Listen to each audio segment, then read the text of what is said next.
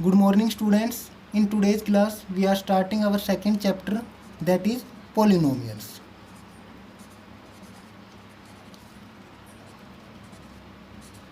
Okay. As you know, we have already completed our first chapter. So before starting chapter second, that is polynomials, we must know about some basic term like variable,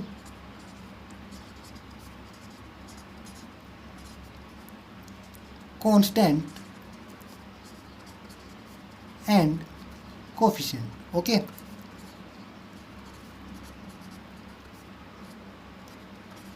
These are the basic terms which are generally used in every question of the polynomials. Okay. Even the definition of polynomials is made up of three words: variable, constant and coefficient. ठीक है. तो first of all I am writing the definition of polynomial. भाई polynomial होता क्या है? इस definition को right करने से पहले सबसे पहले हम इन तीन वर्ड्स वेरिएबल, कांस्टेंट और कोफिशिएंट्स को क्लियर करना चाह रहे हैं कि ये चीज़ें होती क्या हैं. तो सबसे पहले मैं आपके एक्सप्लेन करना चाहूँगा वेरिएबल्स. बिल्कुल सिंपल सी डेफिनेशन होगी वेरिएबल्स की. देखो वेरिएबल्स आप नेम से ही क्लियर करो. वेरी मीन्स वेरिएबल वर्ड्स कहाँ से आया है? वेरी से. मतलब एक ऐसी क्वांटिटी जो उसकी वैल्यू क्या हो रही है? वेरी हो रही है. वेरी मतलब आप बोल सकते हो चेंज हो रही है. एक ऐसी क्वांटिटी जिसकी वैल्यू क्या हो रही है? चेंज हो रही है. ओके ठीक है. तो बिल्कुल सिंपल सी बात है. हम इसकी डेफिनेशन लिख रहे हैं, ध्यान से देखना आप. तो मैं इसकी बिल्कुल सिंपल सी डेफिनेशन क्या होगी? Term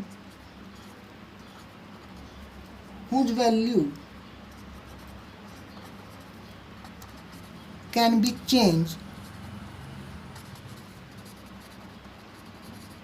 in any problem or any situation, or we can say or any situation. एक ऐसी क्वांटिटी या एक ऐसी टर्म जिसकी यहाँ पर आप टर्म बोल सकते हो या क्वांटिटी बोल सकते हो. ठीक है, बात एक ही है. एक ऐसी क्वांटिटी जिसकी वैल्यू क्या हो? चेंज हो सके किसी भी प्रॉब्लम या किसी भी सिचुएशन को, उसको आप क्या बोलोगे? वेरिएबल्स बोलोगे. ठीक है. अब आपको थोड़ा डाउट हो रहा होगा कि भाई मैंने क्या लिख दिया. तो इसके लिए हम एक सबसे पहले एक एग्जांपल लेते हैं. इससे आप लोग क्लियर हो जाओगे कि वेरिएबल्स होते क्या हैं. तो फॉर एग्जांपल मैं आपके सामने एक एग्जांपल लेता हूँ, सिंपल एग्जांपल जनरल लाइफ का, डेट्स का. ठीक है, डेट बिल्कुल सिंपल. ठीक है. अच्छा, और मैं आपको बोलता हूँ आपको कौन सी डेट्स लेनी है, आपको कौन सी डेट कंसीडर करनी है. आपको डेट कंसीडर करनी है जून मंथ की डेट कंसीडर करनी है, जून 2021 की. तो आप क्या लिखोगे? Dates in month of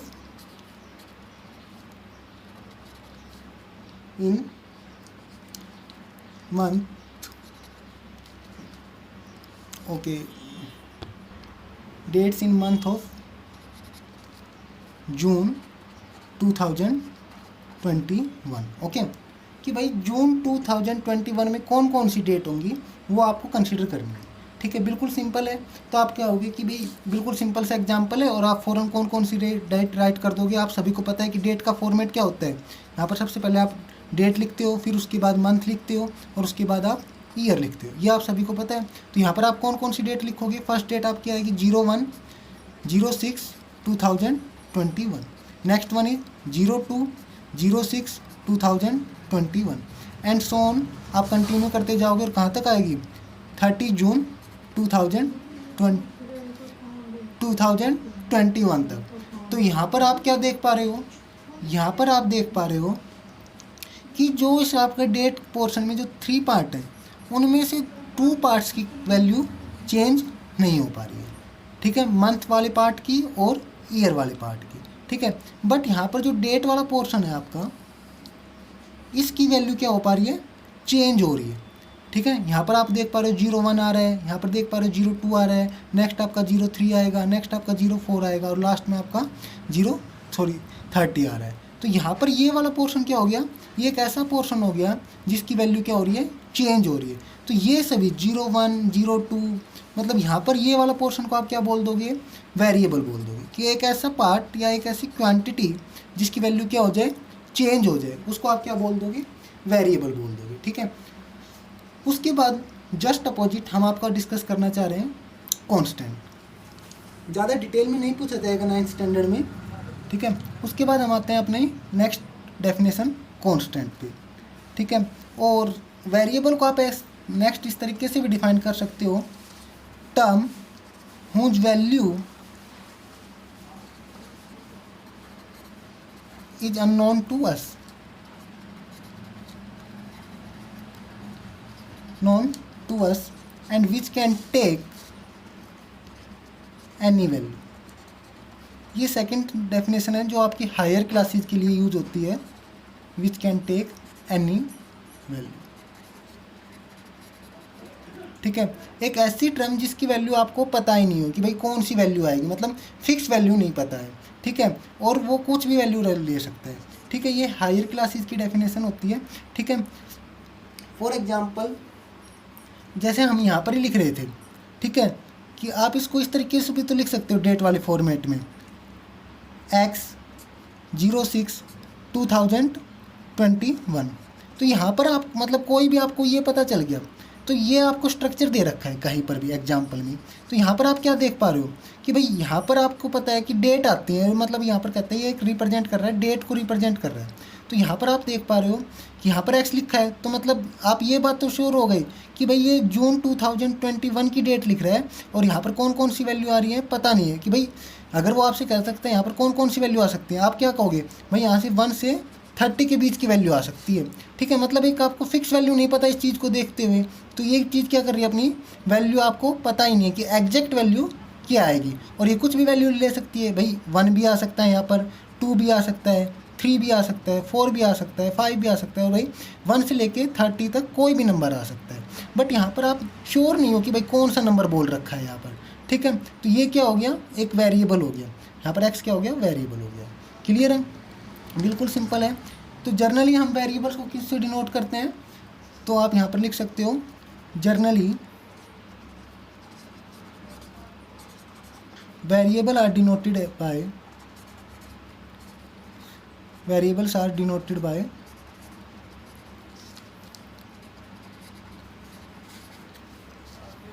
x, Y, Z and T. Okay, variable को जर्नली आप इन अल्फ़ाबेट से डिनोट करते हो, small X, small Y, small Z and T से। ओके, उसके बाद हम आते हैं कांस्टेंट पे। क्लियर हो गया आपको। देखो आपने अभी पढ़ा वेरिएबल, वेरिएबल में आपने क्या कहा, एक ऐसी क्वांटिटी जिसकी वैल्यू क्या हो जाए, चेंज हो जाए। तो वेरिएबल मतलब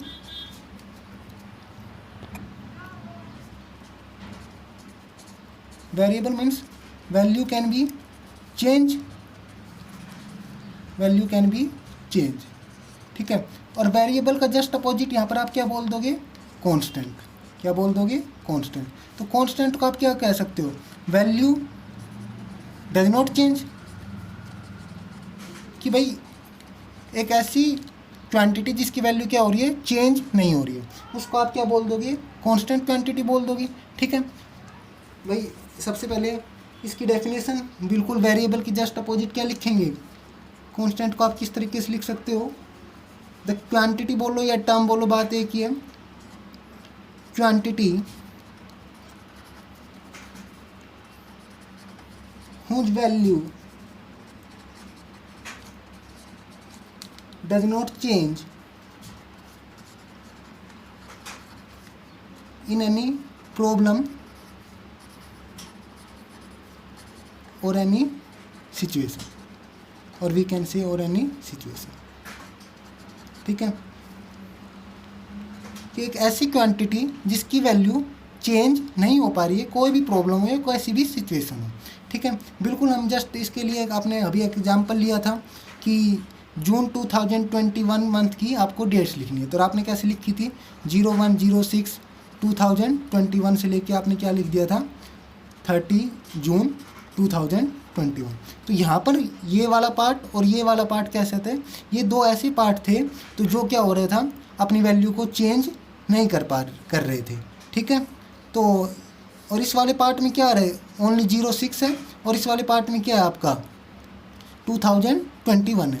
तो ये दो क्वांटिटी क्या हो गई, कांस्टेंट हो गई, कि मतलब ये ऐसी दो क्वांटिटी जिनकी वैल्यू क्या हो रही है, चेंज नहीं हो रही है, तो ये पार्ट क्या हो गए, कांस्टेंट। तो वेरिएबल मीन्स एक ऐसी क्वांटिटी जिसकी वैल्यू चेंज हो जाए, और कांस्टेंट मीन्स एक ऐसी क्वांटिटी जिसकी वैल्यू चेंज नहीं हो पाती है। ठीक है। अच्छा, उसके बाद जो स्टैंडर्ड डेफिनेशन होती है कांस्टेंट की, वो क्या होती है? देखो, इसकी सेकंड डेफिनेशन आप यहाँ से ये बोल सकते हो, term which has a definite value, which has a definite value. Okay, देखो अब आप यहाँ से क्या देख पा रहे हो, 0 6 है, ये एक टर्म है बिल्कुल, और ये अपनी डेफिनेट वैल्यू रख रहा है। भाई ये 6 ही होगा, 7 तो नहीं हो सकता ना, मतलब इसकी वैल्यू क्या हो गई, फिक्स हो गई। तो इसको आप क्या बोल दोगे, कांस्टेंट बोल दोगे। ओके, अब ये जैसे 2021 है, ये 2021 ही रहेगा, इसकी वैल्यू तो चेंज नहीं हो पाएगी। ओके, क्लियर है। तो ये क्या हो गया, एक term which has a definite value. Okay, definite value. Okay, अच्छा, उसके बाद बेसिकली जो इसका थर्ड पॉइंट मैं आपको रिमाइंड करवाना चाह रहा हूँ कि भाई जो कॉन्स्टेंट्स में आप क्या बोल सकते हो। अब तक आपने देखो फर्स्ट चैप्टर पढ़ा, नंबर सिस्टम पढ़ा, उसमें आपने नेचुरल नंबर पढ़े, इंटीजर्स पढ़े, होल नंबर्स पढ़े, रैशनल्स पढ़े, इरेशनल पढ़े, रियल नंबर्स पढ़े। अब तक आपने कोई भी नंबर को प्राइम पढ़ा छोटी क्लासों में, ट्विन प्राइम नंबर्स पढ़े। ये सभी नंबर्स ये कभी क्या होते हैं, सभी नंबर्स क्या होते हैं, कांस्टेंट होते हैं। देखो मैं आपके सामने एक नंबर लिखता हूँ 2। अब आप सभी को पता है 2 एक नेचुरल नंबर भी है, इंटीजर भी है, होल भी है, रैशनल भी है। ठीक है, तो ये 2 क्या है, अपनी फिक्स वैल्यू रखता है, डेफिनेट वैल्यू रखता है। भाई ये हमेशा 2 ही रहेगा, 3 तो हो नहीं सकता, या और कुछ वैल्यू भी तो नहीं हो सकती। ठीक है ना, तो इसलिए ये क्या हो गया, कांस्टेंट हो गया। तो यहाँ से आप क्या कह सकते हो कि सभी natural number, all natural numbers, integers, whole, rational, irrational, real, को प्राइम, जो भी आपने नंबर्स पढ़े, ये सभी क्या होते हैं, कांस्टेंट नंबर होते हैं। ठीक है। अच्छा, मोर एवर लास्ट पॉइंट आपका क्या होता है, जो कांस्टेंट्स होते हैं उनको आप किससे डिनोट करते हो, स्मॉल अल्फ़ाबेट से, मतलब स्टार्टिंग अल्फ़ाबेट से। तो आप यहाँ पर लिख सकते हो constants are denoted by ABCD। ठीक है, एक्स्ट्रा। देखो आपने वेरिएबल्स को किन से डिनोट किया था, वेरिएबल को आपने XYZT, मतलब आपने अल्फ़ाबेट के लास्ट डिजिट, मतलब जो लास्ट में जो अल्फ़ाबेट आते हैं उनसे डिनोट किया था। तो यहाँ पर आप कांस्टेंट को जस्ट अपोजिट कि जो स्टार्टिंग अल्फ़ाबेट्स होते हैं, ठीक है, उनसे आप किसको डिनोट करते हो, कांस्टेंट से डिनोट करते हो। ठीक है, बिल्कुल जस्ट अपोजिट होता है, वेरिएबल और कांस्टेंट एक दूसरे के अपोजिट होते हैं। ठीक है, उसके बाद मैंने आपको एक टर्म और एक्सप्लेन की थी स्टार्टिंग में, कहा था हम पढ़ेंगे कोफिशिएंट, CO कोफिशिएंट्स। देखो अभी तक आपने क्या पढ़ा, सबसे पहले आपने कांस्टेंट पढ़े, वेरिएबल्स पढ़े। ठीक है, और अब आप क्या पढ़ रहे हो, अब आप पढ़ रहे हो कोफिशिएंट्स पढ़ रहे हो। तो जो कोफिशिएंट्स होता है वो इन दोनों की हेल्प से आप आइडेंटिफाई कर पाओगे। ठीक है, मैं इसके लिए डेफिनेशन लिख रहा हूँ सबसे पहले कोफिशिएंट्स की, ध्यान से देखना आप। तो मैंने लिख रहा हूँ सबसे पहले इसकी definition, the constant quantity used with the variable term. मैंने बोला कांस्टेंट क्वांटिटी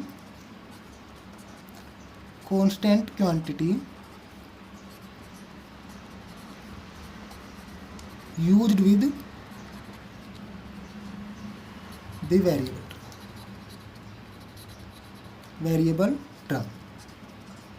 ठीक है, देखो सबसे पहले मैंने वर्ड यूज किया constant quantity used with the variable term. एक ऐसी क्वांटिटी जो क्या हो, कांस्टेंट हो। तो यहाँ से आपको पता चल गया वो क्या होनी चाहिए, तो कांस्टेंट होनी चाहिए।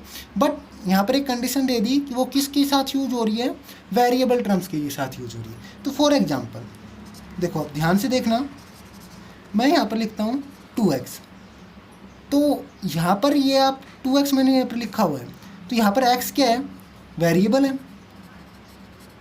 ठीक है ना, आपने अभी पढ़ा था कि जो वेरिएबल्स होते हैं उनको आप किससे डिनोट करते हो, XYZ, मतलब इस टाइप के लेटर से।